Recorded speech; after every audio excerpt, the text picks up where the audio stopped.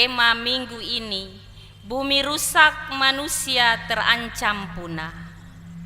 Bapak, Ibu, saudara-saudara yang dikasihi dalam Tuhan Yesus, melestarikan alam sangat menentukan kehidupan manusia dan makhluk hidup lainnya.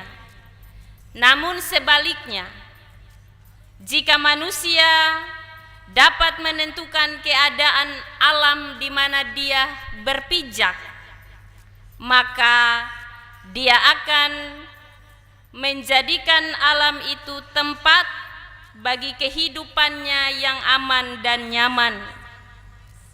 Karena itu manusia ditugaskan oleh Allah untuk melestarikan alam yang diciptakan Allah baginya, tempat ia hidup dan menjalani kehidupan yang Tuhan percayakan. Tetapi ternyata ada permasalahan yang muncul dalam tanggung jawab manusia ketika dia menjalankan dan menjaga keutuhan ciptaan Allah, yang di dalamnya semua makhluk Tuhan hidup bersama dengan makhluk-makhluk lainnya. Maka untuk mengatasi adanya permasalahan itu dibutuhkan sikap dan kesadaran serta dukungan sepenuhnya dari kita manusia untuk melaksanakan tanggung jawab yang Tuhan percayakan bagi kita dengan baik. Maka dalam kaitan dengan tema minggu ini, bumi rusak, manusia terancam punah, kita diingatkan untuk turut serta dalam melestarikan alam ciptaan Tuhan bagi kita melalui bagian firman yang kita dengar di saat ini.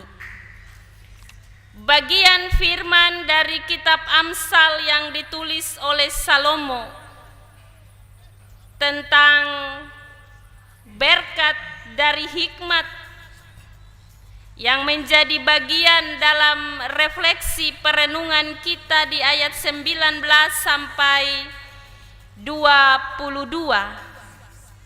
mau mengajarkan dan menjelaskan bagi kita bahwa semua yang ada di langit, bahkan yang ada di bumi beserta segala isinya, dibentuk, diciptakan dan diletakkan oleh Tuhan Allah pada tempatnya masing-masing.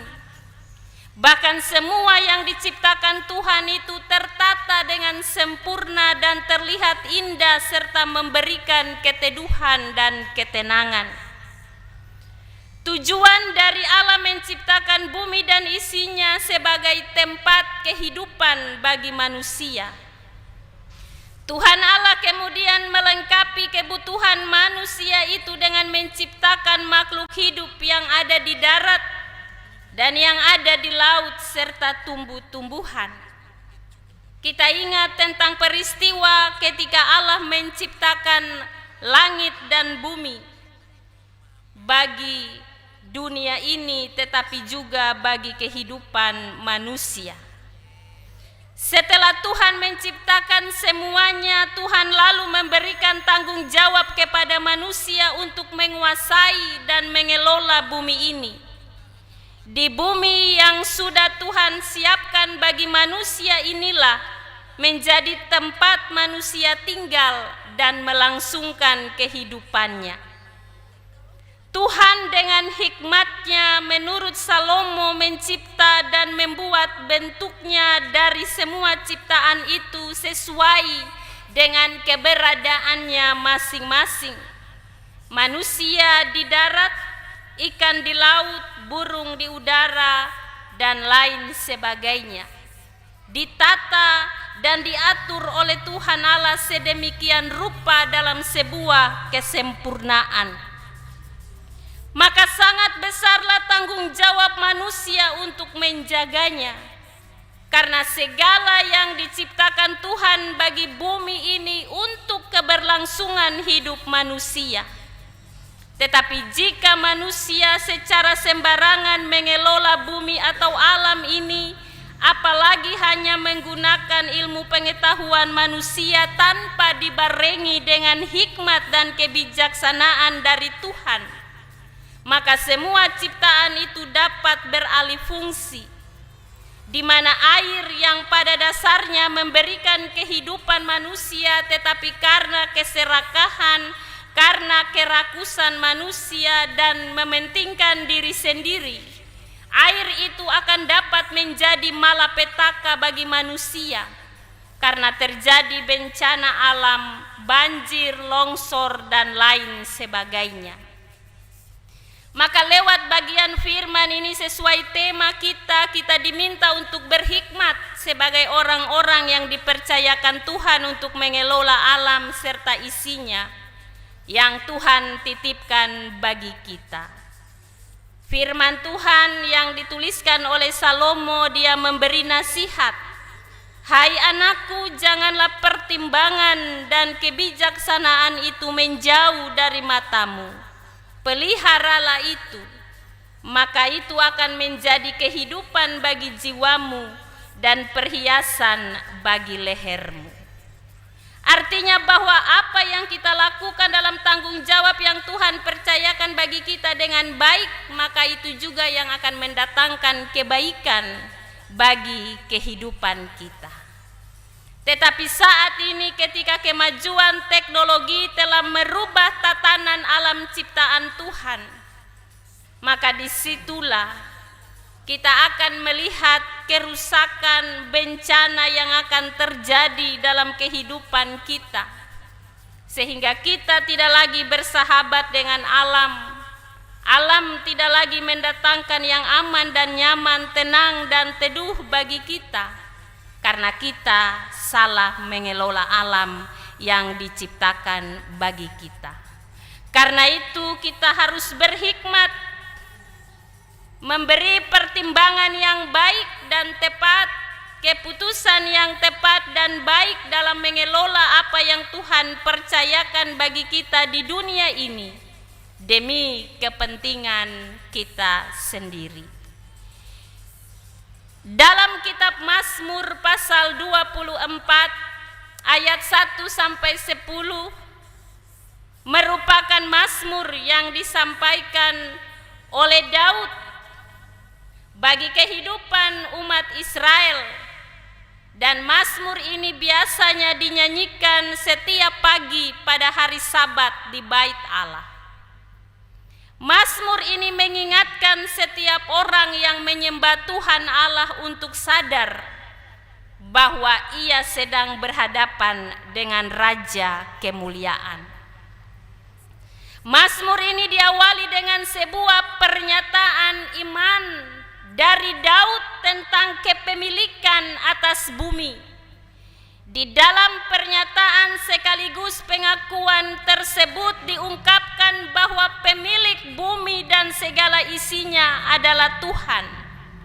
Sebab Tuhan Allah lah yang menciptakan bumi dan isinya, seperti pengakuan dalam Amsal pasal 3 ayat 19 sampai 22 tadi. Daud mengakui bahwa seluruh dunia adalah milik Tuhan. Bahkan semua isinya yang ada di dalam bumi ini adalah milik Tuhan. Karena Tuhan sendiri yang menciptakan dan membentuk itu semua. Jadi pemilik bumi serta segala isinya adalah Tuhan. Maka apa artinya bagi kita? Yang pertama, kita bukanlah pemilik dari apa yang ada pada kita saat ini. Uang, rumah, pekerjaan, keluarga yang ada pada kita sesungguhnya bukanlah milik kita. Semua yang ada pada kita saat ini hanya titipan Tuhan. Kita hanya mengelola dan menata layani apa yang Tuhan percayakan bagi kita. Tetapi sang pemilik sesungguhnya adalah Tuhan. Seringkali sebagai manusia kita berpikir bahwa kita memiliki banyak hal dalam hidup kita. Hidup ini milik kita, harta yang ada pada kita milik kita, pekerjaan yang ada pada kita itu milik kita, dan keluarga yang ada pada kita itu milik kita. Namun benarkah semua itu milik kita? Misalnya, ketika Tuhan mengambil suami kita, istri kita, anak-anak kita lewat sebuah kematian, apa yang bisa kita lakukan? Apakah kita bisa menghentikan Tuhan supaya jangan mengambil dari kita apa yang sementara kita miliki saat ini? Kita tidak bisa melakukan apapun, karena itu milik Tuhan. Ketika Tuhan mengambil pekerjaan kita, misalnya kita dipecat dari sebuah pekerjaan, apakah kita akan memprotes Tuhan? Sebab pekerjaan itu Tuhan yang memberi. Ketika kita kehilangan rumah karena sebuah musibah, kita tidak memilikinya lagi, apakah kita memprotes Tuhan? Kita tidak bisa menghentikan segala sesuatu, bahkan segala hal yang terjadi atas kehendak Tuhan bagi setiap hidup kita. Sebab kita harus sadar bahwa apa yang sementara kita miliki saat ini, apapun itu, bahkan hidup kita, adalah milik Tuhan.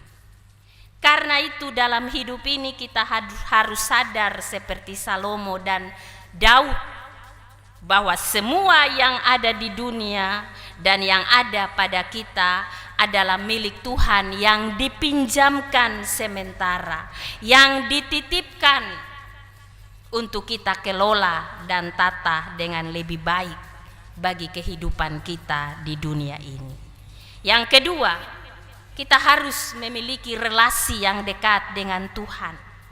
Allah yang maha besar dan berdaulat sebagai pemilik hidup ini dan semua yang ada pada kita. Dan untuk dapat berelasi dengan Tuhan dan berkenan kepadanya, Daud berkata bahwa kita harus memiliki karakter yang saleh, yaitu melakukan apa yang baik, menjunjung apa yang murni, dan menyatakan kebenaran. Firman Tuhan tadi katakan, orang yang bersih, siapakah yang boleh naik ke atas gunung Tuhan? Siapakah yang boleh berdiri di tempatnya yang kudus?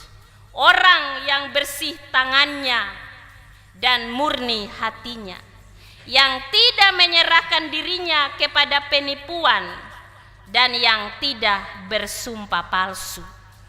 Dialah yang akan menerima berkat Tuhan dan keadilan dari Tuhan yang menyelamatkan dia. Artinya orang yang tidak melakukan kejahatan dengan tangannya, mencuri, membunuh, dan lain sebagainya. Orang yang tidak menyerahkan dirinya kepada penipuan, tidak berbohong, tidak menipu, tidak memutarbalikkan fakta. Dia menyatakan yang benar-benar dan yang salah adalah salah. Dia yang tidak bersumpah palsu, yang tidak menjadi saksi dusta dalam sebuah kehidupan. Itulah orang-orang yang boleh berdiri di tempat kudus Tuhan, yang melakukan kebenaran dan menyatakannya, menjunjung yang murni dan melakukan yang baik dalam hidup ini. Dan yang ketiga, Bapak Ibu, kita diberi tanggung jawab dari Tuhan untuk mengelola apa yang Tuhan percayakan kepada kita dengan baik, benar, dan tertanggung jawab. Karena dengan demikian, ketika kita mampu melakukan tanggung jawab itu dengan baik, maka kita akan menikmati kebaikan dalam kehidupan kita. Hidup dan apa yang ada pada kita saat ini, kita diminta untuk mengelola alam ini dengan bijak dan baik, sehingga alam ini tidak mendatangkan bencana bagi kita dan menjadi musuh kita. tetapi kita akan hidup berdampingan dan bersahabat dengan alam. Lewat firman ini, maka kita diminta untuk menjaga kelestarian alam yang adalah ciptaan Tuhan. Karena alam yang Tuhan ciptakan ini adalah milik Tuhan, yang harus ditata, dikelola, dipelihara, dijaga dengan baik untuk keberlangsungan hidup kita manusia di dunia ini. Karena itu, kalau di tempat kita sering banjir, jangan kita menjadi orang-orang yang memberi kontribusi untuk mendatangkan banjir itu dengan membuang sampah di sembarang tempat. Biasa kalau di sini, kali di samping gereja ini menjadi tempat sampah. Ketika kita buang sampah di kali di samping gereja ini, maka sesungguhnya kita sudah berkontribusi untuk mendatangkan bencana bagi hidup kita. Kita harus sadar bahwa apa yang kita miliki di dunia ini bukan milik kita, tapi milik Tuhan, yang harus dijaga, dikelola dengan baik supaya mendatangkan yang baik bagi kehidupan kita, dan kita tidak khawatir dalam kehidupan yang kita jalani tentang bencana apapun yang akan terjadi dalam hidup kita. Saat ini semua tatanan yang sudah Tuhan bentuk sejak awal dalam kesempurnaan sudah dikelola dengan kepentingan diri, keinginan, kerakusan, keserakahan demi uang, sehingga alam ini beserta isinya, kekayaannya sudah diambil habis. Bahkan karena itu terjadi bencana di mana-mana, karena bumi ini sudah dirusak oleh tangan manusia sendiri demi kepentingannya. Karena itu mari firman Tuhan mengajarkan kita untuk melaksanakan tanggung jawab kita dengan baik. Jika ada yang merusak alam ini, kita harus berani menegur supaya alam ini akan mendatangkan kebaikan bagi kita, bukan bencana. Kita masih diberi kesempatan oleh Tuhan untuk hidup dan mengelola apa yang Dia percayakan bagi kita dalam hidup ini. Maka mari kita lakukan tanggung jawab itu dengan baik dan benar di hadapan Tuhan, supaya kita kembali memuliakan Tuhan Allah sebagai Raja kemuliaan itu dengan setiap perbuatan-perbuatan baik yang sudah kita lakukan di kehidupan ini. Tuhan kiranya memampukan kita untuk melakukan firman ini di dalam kehidupan kita. Amin.